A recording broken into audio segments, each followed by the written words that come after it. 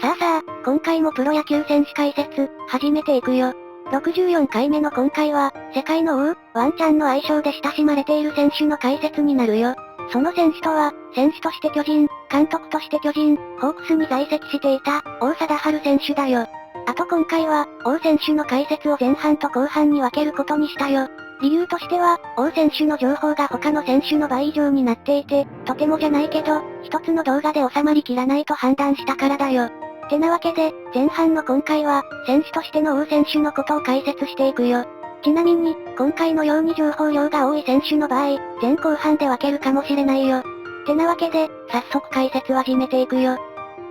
王貞治、1940年5月20日生まれの80歳。東京府東京市本宿生まれ、中華民国籍の日本の元プロ野球選手だよ。引退後は監督、日本代表監督を務めたよ。愛称は、世界の王、ワンちゃん。福岡ソフトバンクホークス取締役会長、日本プロ野球名球会顧問も務めるよ。1940年、東京府東京市本宿で、中華民国籍の父、日本人の母の次男として生まれるよ。1940年5月10日に、二卵性ソーセージの弟として出生したが、戸籍上の出生日は5月20日であるよ。実際の出生日と戸籍上の出生日が異なる理由は、両親が、この子は長く持ちそうにないと、出生届の提出を見合わせていたからと、次女で王自身が述べており、出産時には仮死状態でその後も病弱で、両親も随分心配したそうだよ。3つの年まで経つことすらおぼつかず、4歳でやっと丈夫になれた、と本人が述べているよ。小学生の頃、当時の横綱、吉葉山から、相撲取りになりなさいと勧められるほど、相撲が強かったよ。そして本所中学校では、陸上部と卓球部に在籍したことがあるよ。野球部にも在籍していたが、グラウンドが使えなかったために、休部同然の状態であったそうだよ。懸垂もできず、腕相撲もからっきし弱い子だったが、野球はうまく投手で4番を打っていたよ。1953年に、墨田区立、成平小学校を卒業したが、進学した区立本所中学には野球部がなく、地元の町工場の従業員が、作った高校生主体の野球クラブ、94ケープハーツに、中学生ながらチームに加わり、しばらくこのクラブで、自分よりも年上の大きな上級生に揉まれながら活動していたよ。そして同じように、このチームに入った同じ中学の子が、キャッチャーを務めていて、その後、本所中学にすごいのがいるらしい、との噂が広がり、ある日中学校に東京都の野球大会の招待状が届き、本所中学校で、なんとかメンバーをかき集め急遽参加したよ。投手と捕手以外は素人同然であったが、あれよあれよという間に区大会で優勝し、東京都大会では2回戦で負けたが、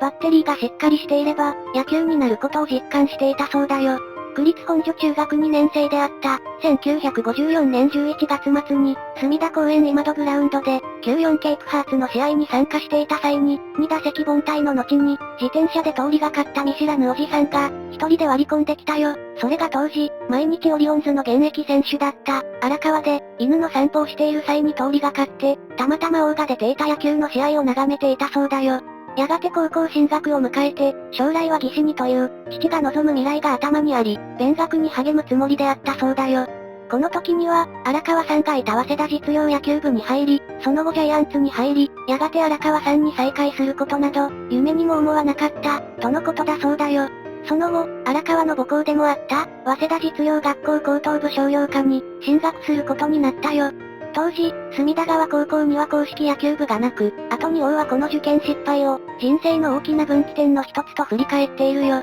また、荒川との出会いがなければ、都立隅田川高校受験失敗後、野球をやろうと思って、早稲田実業高校に行くこともなく、巨人への入団もなかったと述べているよ。早稲田実業高校に入学してすぐに、野球部に入部。双日野球部とは王が中学生時代に、馬屋4ケープハーツのメンバーと一緒に、練習に参加したことがあったよ。この時に久保田総監督、宮井監督とも会っており、中学生離れしたサウスポーとして、名が知られるようになったことで勧誘もあったそうだよ。入部してわずか1ヶ月後の5月には、3年生エース大江に代わり、1956年春季関東大会東京都予選決勝に先発。同年の春の選抜にエース並木を擁し、出場した日大三高を4対0で完封したよ。春季関東大会準決勝でも、高崎高に完封勝ち、決勝は大井が、神奈川商工を抑えて優勝を飾るよ。2ヶ月後に夏の甲子園東京都予選に出場。王はレフト兼控え投手として、レギュラー入りし、1年生ながら徳武、第5の3、4番の後の5番を任されたよ。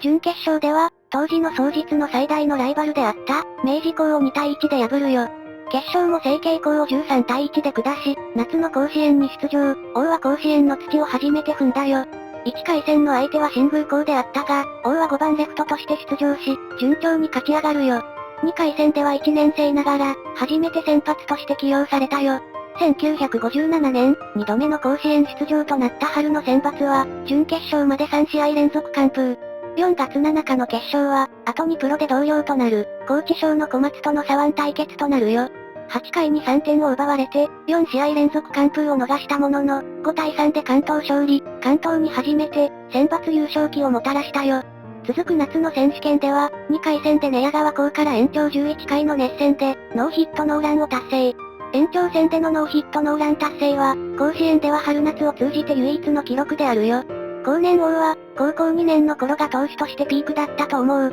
この後バッティングは良くなっていったけど、ピッチングはどことは言えないが、どこかおかしくなっていった、と語っているよ。この大会は準々決勝で小川東を打線の中軸とする、法政2校に1対2で惜敗したよ。翌1958年、3年生の時の春の選抜では、打者としても活躍し、30年ぶりとなる、2試合連続本塁打を放ったよ。この大会は準々決勝で済々高校に敗退。同年夏は東京都予選決勝で、明治高と対戦、1対1で迎えた延長12回表に、4点を奪いながら、その裏に5点を奪われて逆転サヨナラ負けを喫し、5期連続の甲子園出場は果たせなかったよ。その後もともと王は父の意向もあって、大学進学を考えており、高校2年生の夏にはすでに、読売ジャイアンツより誘いがあったが、大学進学を考えていたため断っているよ。王は、もし5期連続出場を果たしていたら、野球にけじめをつけて大学に行っていたと思う。最後に出られなかったことで、気持ちが宙ぶらりんになった、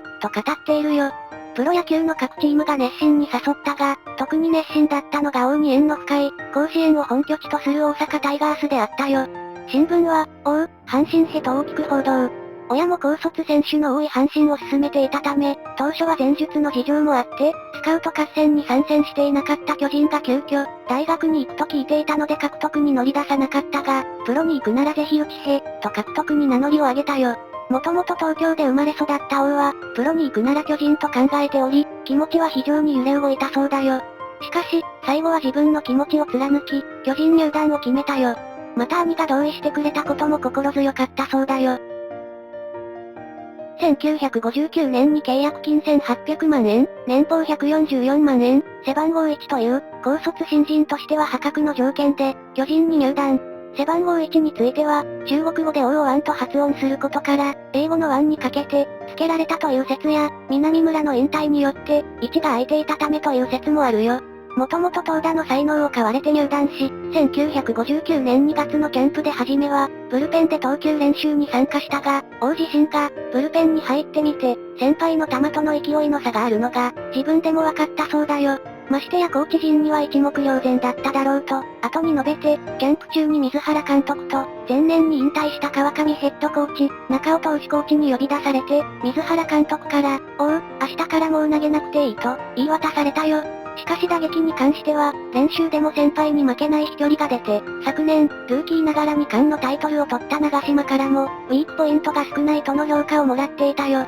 当時エースの藤田は、この時のキャンプでの王の印象として、甲子園で活躍するなど、高校時代に頑張りすぎたのか、僕が見る限り、投手としての王くんはくたびれていましたね、と述べているよ。また、この年からコーチになった川上は、なんというか、球筋が優しいんですね。っていうのがない。しかしバッティングはすごかった、と語っているよ。王が入団した当時の巨人は、1951年から1953年まで、日本シリーズ3連覇した、巨人軍第2期黄金時代が去り、前年に西鉄の日本シリーズ3連覇の前に、苦汁を飲まされ、川上、千葉は引退し、ベテラン投手の別所はこの年、300勝を目指し翌年を最後に引退し、大友も力が衰えて、巨人は新旧交代の時期であったよ。開幕前のオープン戦では、本塁打5本を放つなど、目立った活躍で新人ながら注目を集め、王は前年の長島がデビュー前のオープン戦で、本塁打7本打ったことを聞いて、いけると思ったそうだよ。そして4月11日の開幕日を迎えこの日、国鉄との開幕戦で、高卒新人ながら7番、一塁で先発出場を果たし、相手投手はすでに大投手であった、金田であったよ。しかし、この試合でエース金田と対戦した王は、3打席で2三振1四球に終わったよ。王は、金田さんには前年の長嶋さんでさえ、ああだったんだから、しょうがないや、と思ったそうだよ。しかしその後は快音が聞かれず、公式戦での投手の攻めは違っていたそうだよ。そしてこれ以降、オープン戦とは違って当たりが止まり、デビュー初安打もなく、10試合無安打が続き、26打席無安打となったよ。それでも水原監督は王を起用し続け、このことで王の父母は、おかげで今のお前があるんだよ、と後々まで感謝していたそうだよ。そして4月26日の国鉄戦で、0対0で迎えた7回表、王に第3打席が巡り、村田からライトスタンド最前列に放ち、公式戦初安打が、決勝ツーランホームランとなったよ。そしてこれが、王の記念すべき第1号本塁打となり、開幕以来27打席目の快音であったよ。同年6月25日の、天覧試合となった阪神戦では、7回に2対4と2点差を巨人が追う場面で、阪神のエース小山から、4号同点ツーランを打って、これが長島との ON コンビアベック本塁打の第1号となったよ。しかし、それ以外はほとんど目立った活躍もなく、1年目は打率1割6分1厘、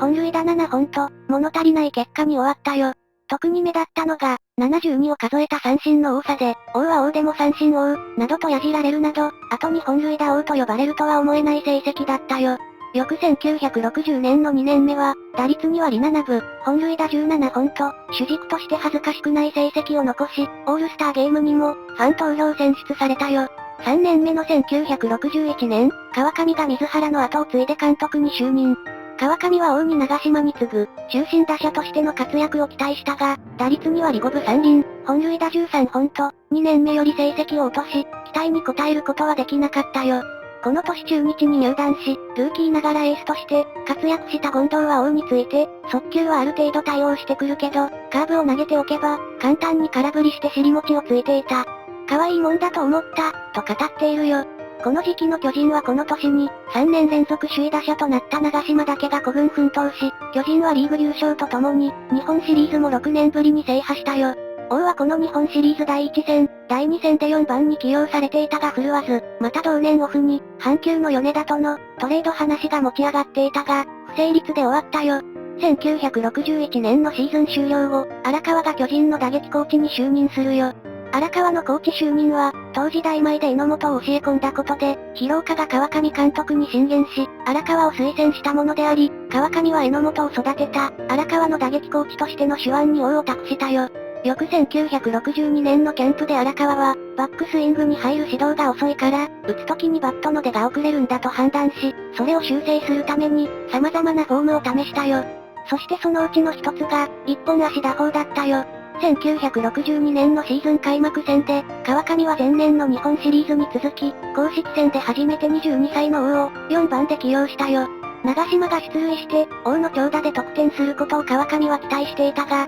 開幕してから3ヶ月経った時点では、本塁打9本という成績で、6月後半は極度の不振に陥っていたよ。6月30日、太陽戦で川上は王を3番打者に起用したが、2打数2三振1四球に終わり、途中で交代させられ、チームも中2日の鈴木に抑えられて、6安打完投の藤田を援護できず、0対1でサヨナラ負けを喫したよ。そして試合終了後に、王は川崎球場から荒川コーチの車に同乗して、荒川の自宅に行き、特訓を受けたよ。その翌日1962年7月1日、太陽戦ダブルヘッダーは、第1試合で王を1番に起用したよ。王は太陽先発のルーキー稲川から、1回表の第1打席はヒット、そして3回表の第2打席で、先制の10号ソロ本塁打を打ち、6回表の第4打席で3番手の権藤から、ヒットで走者一掃の活躍を見せ、結果は5打数3安打4打点だったよ。後に荒川は、あの日ヒットが出なかったら、一本足打法はやめさせていた、と語っており、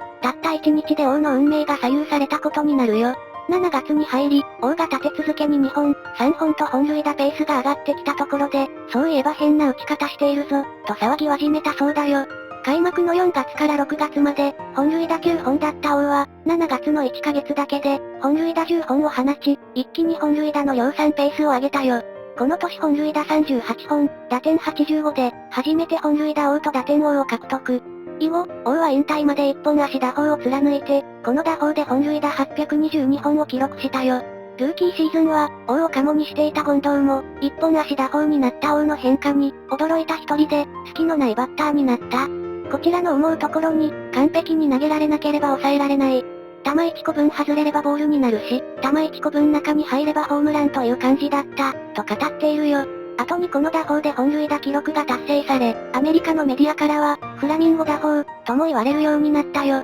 メジャーリーガーには、フラミンゴ貞治王、と呼ぶものがおり、これに由来するものだそうだよ。翌年1963年、シーズンの最初から、一本足打法で打ちまくり、長島とのコンビが、ON 法と呼ばれ始め、この巨人の2枚看板の大活躍で、このシーズンは2年ぶりにリーグ優勝と、日本シリーズの優勝を果たしたよ。王はこの年初めて打率3割、本塁打40本を記録し、2年連続で本塁打王を獲得したよ。なお、4月25日の阪神戦で、史上23人目のサイクル安打を達成しているが、当時サイクル安打の概念は知られていなかったよ。1963年のオフから、翌1964年のオープン戦の途中まで王は、2本足に戻した打法を模索。2年連続本塁打王を獲得したが、川上は満足せず、1本足打法を、アンバランスのバランス、と表現し、2本足ならもっと打率は上がる、と王に何度も言ったそうだよ。1964年のシーズンは、秋の東京オリンピック開催のため、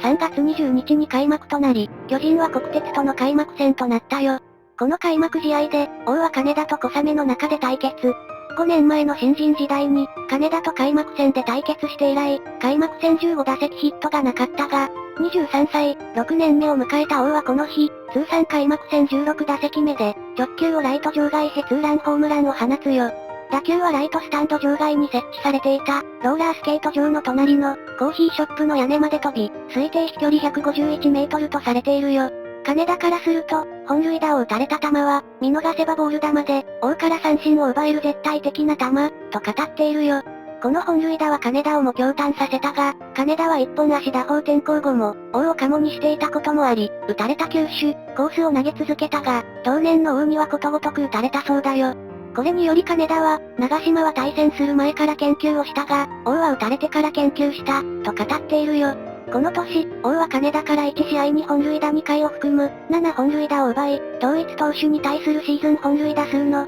タイ記録となっているよ。5月3日時点で打点39、打率4割5厘の3冠。手のつけられない打棒対策として、2日後の5月5日の、広島とのダブルヘッダー第2試合で、白石監督が7回裏の場面で、王シフトと呼ばれる守備体系を、開始したことで話題になったよ。これは、王の打球がフィールドの右半分に集中することを、考慮に入れて野手のうち6人をライト側に守らせたが、王は王シフトにも動じることはなく、バックスクリーンへ18号本塁打を放ったよ。9月23日最終戦の、太陽ダブルヘッダー第2試合で、5回裏に佐々木からシーズン55号本塁打を、24歳で記録したよ。これは2013年に、ヤクルトのバレンケンに破られるまで、長年プロ野球記録であったよ。この年、リーグ優勝は阪神で、巨人は3位に終わったよ。しかし、王はシーズン本塁打の新記録達成で、リーグ MVP に選ばれたよ。1964年は、江藤と最後まで首位打者争いを続け、この年は2度目の打点王も獲得したが、首位打者争いは3厘差で江藤に及ばず、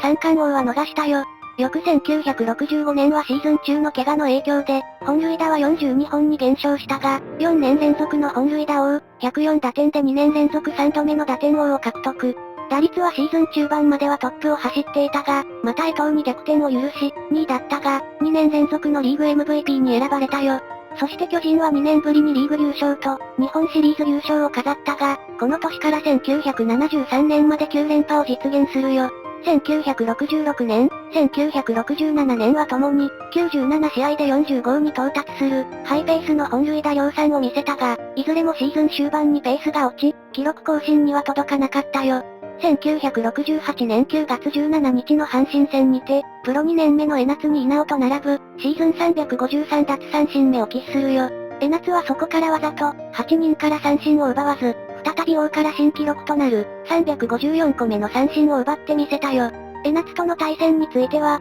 三振を恐れるようなスイングだけは、絶対にしたくなかった。それに中途半端なスイングじゃ、江夏の球は打てないしね、と常に全力で対決に臨んだことを証言しているよ。ますます一本足打法に磨きがかかり、打撃の確実性が増した王は、1968年に初の首位打者を獲得。以後、1970年まで3年連続首位打者を獲得したよ。いずれも本塁打王との2冠だったが、打点王は3年連続で長嶋に阻まれ、三冠王には届かなかったよ。しかし1971年シーズン後半、深刻なスランプに見舞われた。打席に立つのが、怖かった、と振り返るほどの不振で、3年連続首位打者だった打率は2割7分6厘まで降下、本塁打も39本に終わり、8年続けていた40本にはわずか1本届かなかったよ。タイトルは、10年連続の本塁打王を守り、打点王も奪還したが、6度目の首位打者となった長嶋に MVP は譲ったよ。そしてシーズン終了後の、12月27日に長嶋に代わり、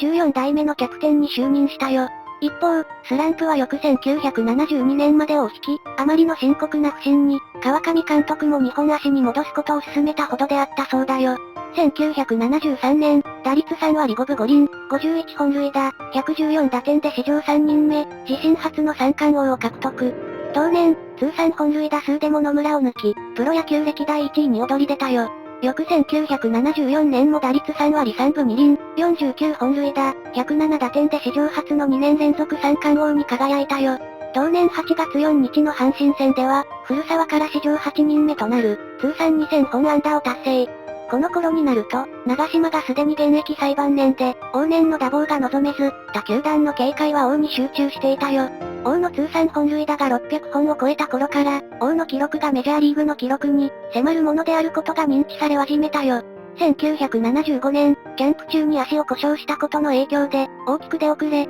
さらには長嶋の引退で、さらに王に他球団のマークが集中したことで、打率2割8分5厘、33本塁打、96打点に終わり、打点王こそ守ったものの、この一冠のみに終わり、13年守り続けた本塁打王の座を、阪神の田淵に明け渡すこととなったよ。この時点で王は35歳であり、限界説も囁かれたよ。引退した長嶋の後継として、期待されたデイブ・ジョンソンが大不振で、他の主力選手も揃って不振に陥り、巨人は球団創設以来初の、最下位となったよ。しかし、記録への挑戦をモチベーションとして、さらに張本の加入による OH 法の形成と、ジョンソンの復調で攻撃の負担が軽減され、翌1976年は再び打棒が爆発。シーズン65試合目の7月3日、名古屋球場での中日戦で、2打席連続本塁打を放ち、シーズン32号で、通算699号に到達。この試合から日数で20日後、7月23日の太陽戦、8回に宇沢の初球を、33号ツーランを放ち、通算2270試合目にして、通算700号を達成したよ。700号を打った川崎球場では、ホームチームでない選手の記録にもかかわらず、スタンドインした付近のフェンスに、記念プレートが設置されたよ。後楽園球場での広島戦で、3打席連続本塁打を放って712号まで到達し、10月10日の阪神戦で古澤から2本塁打を放ち、現役18年目、通算2317試合目にして、ベイブルースの714号に並んだよ。10月16日の広島での最終戦では、6回表に王は高橋から716号2ランを放つよ。そして長嶋巨人は、前年最下位から優勝を果たし、王は14回目の本塁打王を獲得したよ。また同年にアーロンが引退。この時から王の目標は、アーロンの記録である755本に定まったよ。新記録の756号まで、あと40本で迎えた1977年、マスコミやファンの興味が、王の世界新記録に集まる中、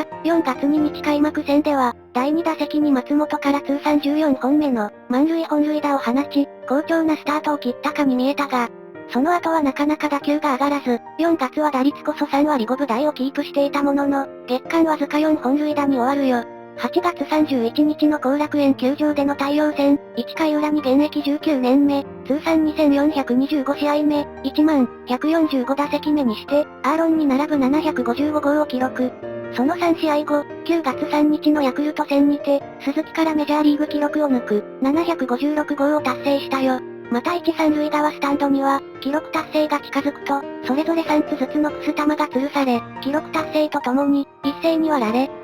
王選手756号の垂れ幕で祝福したよ。そしてこの偉業が称えられ、当時の福田首相から、初の国民栄誉賞を授与されたよ。また、756号を達成した後楽園球場では、外野の落下地点に、記念のモニュメントが設置されたよ。ただ米メディアの多くは、日本の球場の狭さや、投手レベルを引き合いに出して、王の記録を無価値なものとし、メジャーリーグでも、非公認扱いとされているよ。しかし王を大いに評価する声も多く、ハンク・アーロン自身は、王の記録達成に真から敬意を表して祝福し、フラミンゴの剥製を王に送っているよ。また、王を尊敬するメジャーリーガーも少なくないよ。1976年、1977年の2年はそれぞれ、49本、50本で再び2年連続の本塁打王に返り咲き、123打点、124打点で、2年連続打点王と2冠、4度目の2年連続シーズン MVP に選ばれたよ。また4度の2年連続 MVP、9度の MVP 選出は、現在もプロ野球記録であるよ。1978年、8月30日の太陽戦で、6回裏に34号本塁打を打ち、プロ野球史上初の、通算800号を達成。9月22日の中日戦で、8回に38号本塁打を打ち、プロ野球史上初の、2000打点を記録。8年連続となる打点王を確保するが、本塁打は39本に終わり、本塁打王のタイトルは、44本塁打の山本に明け渡したよ。1979年は、打率2割8分5厘、33本塁打、81打点に終わり、一本足打法に切り替えた1962年以来、初めて打撃三冠タイトルを、一つも取れずに終わったよ。9月12日阪神戦の8回裏に、代打で登場して26号本塁打を打ち、プロ入り後初の、代打本塁打を打ったよ。1980年、4月5日の太陽との開幕戦で、5回にシーズン1号本塁打を打ち、オープン戦、日本シリーズなども含めた、通算総本塁打数千を達成。6月12日の後楽園球場での広島戦の1回に、12号2点本塁打を打ち、通算850号本塁打を達成。だが打率2割3分6厘、30本塁打、84打点に終わり、ベストナインの選出から漏れるよ。また10月12日のヤクルト戦の6回裏に、30号2点本塁打を打つよ。年齢による衰えを指摘する、周囲の声に対し、人は笑うかもしれないけど、来年も40本を目指す、と現役続行に意欲を見せていたよ。だが、結果的にはこの試合の本塁打が、現役最後の本塁打となったよ。10月21日、巨人は監督の長嶋が辞任し、新監督に藤田が就任すると発表。22日、藤田はコーチングスタッフの編成にあたり、気心の知れた巨人 OB で、との方針を打ち出すよ。王に対しては選手兼任での助監督を構想。25日、NHK にて会談し就任を要請。王は22年間ユニフォームを着た巨人が、新たなスタートを切ったのだから、いかに巨人を強くするか、協力させてもらいます、と就任を承諾。王は22日、フジテレビにて、ジャック・ニクラスとの対談の番組収録を終えた後記者会見し、来季も現役でやりたいという気持ちは、現時点で言えば十分と、現役続行を明言していたよ。ところが、11月4日、現役引退と助監督就任を発表。引退した理由を聞かれ、口はばったい言い方だが、王貞治としてのバッティングができなくなったからです、と答えたよ。また王は、本当は1000本打つまで、現役をやりたかった。756号を境に周囲の目、環境、生活が一変してしまった。アーロンが755本で終わらずに、900本も打ってくれていればなぁ、とも語っているよ。引退表明から4日後の、11月20日に名古屋球場で行われた、セリーグ東西対抗戦では、1本塁打を含む4安打と活躍し、MVP に選ばれ、引退を惜しませたよ。同試合後、この年限りで引退する、中日の高木と肩を組んでファンに手を振ったよ。引退セレモニーは、11月23日のファン感謝デーの最後に行われたよ。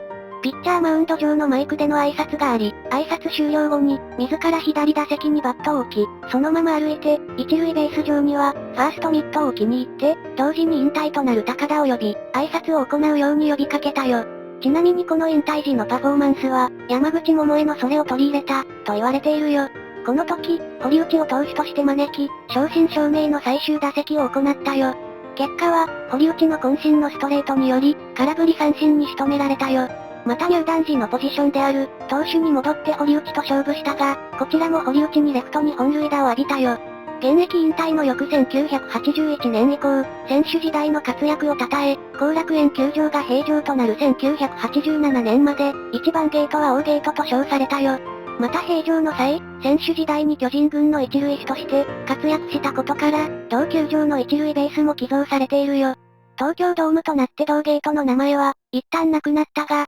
1998年に開場10周年を記念して、同球場で一番ゲートは、王ゲートとして復活し、現在に至るよ。